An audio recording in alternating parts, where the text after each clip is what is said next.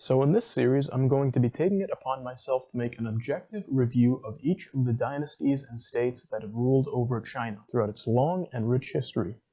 The reason I'm doing this is because so much culture, innovation, and history has come out of this general area that so many people tend to sweep under the rug.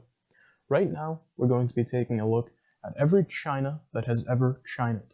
This is China Review.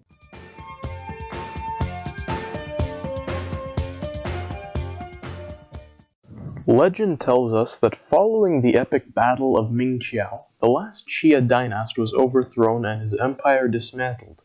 The general and king who led the largest faction to revolt against the Xia was Tang from the Shang kingdom. Following his victory, the ruling house of China would come to be the Shang Dynasty. The Shang would reign for hundreds of years, and this would be one of the most consequential periods in ancient Chinese history, as they expanded their conquests beyond the borders of the Xia dynasty, introduced Bronze Age technology to China, and made several other discoveries, including a primitive Chinese writing system. Now, some people may ask, just how did the Shang manage to rule for so long? The answer to this question lies in the general philosophy of the ruling class of the dynasty. The last Xia emperor, Ji, was allegedly a depraved and oppressive ruler who used his riches to live a life of luxury while his people slaved away, quite literally. Tang saw the unrest amongst the peasant kingdoms under Xia and decided to capitalize off of this. He gained trust and support from the peasantry by promising wealth and prosperity as well as peace, once the Xia emperor was usurped from his throne. He used this as a means by which to annex some of the Qia's smaller vassals under his sphere of influence, and proceeded to overthrow the dynasty altogether, placing himself in charge. Tang would keep his word on all of his promises and enjoyed support from the lower classes under his rule. Even after the end of Tang's rule, his mindset continued on, as the dynasty would generally exist in a state of peace and prosperity for most of its existence. This is what allowed for the massive amount of technological advancements made under the Shang. The Shang are notable for their exponential amount of cast bronze work, which can be considered one of the crowning achievements of the dynasty. They also created a system of alphabetical and numerical expression which would evolve over thousands of years to become the Chinese language. This early language would be found carved onto animal bones and is known today as the oracle bone script. In the later years of the dynasty, similar script would be found cast into bronzeware. Another discovery made by the Shang dynasty that ultimately helped them to expand their rule over China in the later years was the horse-drawn chariot, believed to have been introduced to the Chinese through contact with unknown outsiders. This chariot became a staple of the Shang military, and together with the introduction of bronze-tipped spears and arrows, made the Shang army a force to be reckoned with.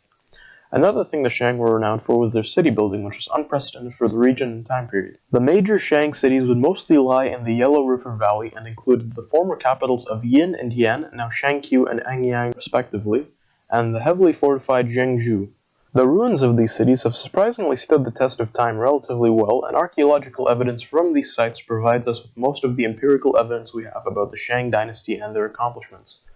Now that I'm telling you all these good things about the Shang, you may be wondering how it's possible that they could come to fall. The answer may seem familiar to you if you watched the last episode about the Xia dynasty. The last king of Shang, Zhu, was accused of being a morally abject ruler who ruled ruthlessly and without regard for his people. That sounds a lot like Ji of Xia, doesn't it? There's a reason for this. It's said by some people that the Zhu dynasty, who would overthrow the Shang dynasty, fabricated the history of the Xia dynasty to give a precedent for their rebellion against Shang. They called this concept the mandate of heaven, saying that over the period of the dynastic course, whoever is chosen to lead will initially be the best fit to rule and will have the favor of heaven. But if and when a corrupt leader from the same dynasty is put into power, they lose the mandate of heaven and are to be overthrown.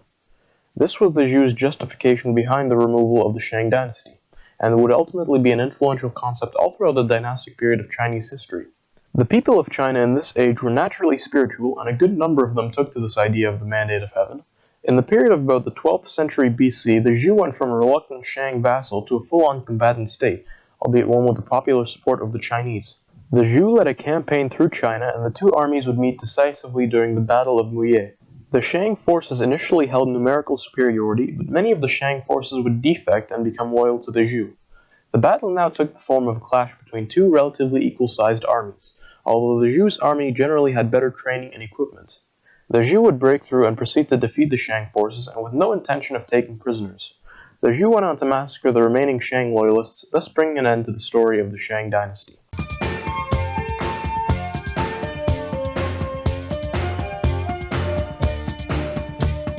For an ancient Chinese dynasty, I think the Shang were honestly the best you could hope for. For the most part, they were a fair society who had popular support, technological advancement was made like never before in the region, and it was a generally peaceful and stable few centuries for the China proper area. Not to spoil anything, but if you see what comes next directly after this dynasty, you wouldn't want to take that for granted. Overall, the Shang really stand out as the prime example of what could be considered a successful Chinese dynasty, and for that reason, I think I'll give them a nice 8.5 out of 10. That seems about right. It wasn't paradise, let's be clear, but it was as close as you could get in ancient China. That being said, this has been the Shang Dynasty. I'll see you all in the next episode, which I'm sure is going to be a real fun one. I'll be covering the ever more turbulent times of the Zhou Dynasty. This has been China Review.